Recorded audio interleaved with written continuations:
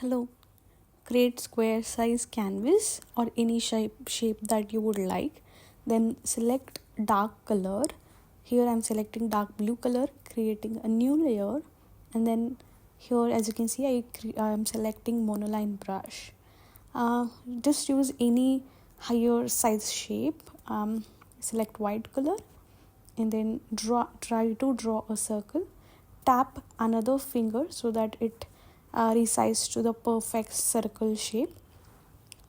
And and try to make it in center. And then use the S like ribbon shape, and then click on the automatic. Make sure that color fill is none and click on invert. That will select all the area outside that bubble, and then click on the adjustment Gaussian blur, and increase the Gaussian blur percentage so that it looks like a bubble. Wherever you see that it is good enough, you can stop there and then create a new layer. Just add random color lines like this onto the bubble. This is just to trying to create some more details onto the bubbles.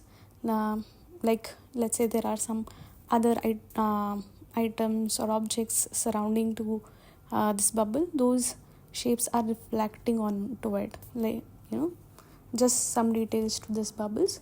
Just after adding, just set that Gaussian blur to give the a blur effect, and then create a new layer. Do the similar thing with the white color as well. As you can see, let's say there is some light, and because of that light reflection on the bubble, it gives this kind of effect. Just draw some such lines and then set the Gaussian blur to the point where you see that it gives that kind of reflection. Now I'm just setting it around 28% over here, but feel free to set whichever percent you think it's good enough. Then merge all the layers. As you can see, I merged and then I duplicated to create more of such bubbles, and setting it to the different places. Just if you want to create any wallpaper or so, just create any size that you like, and just place at the random places.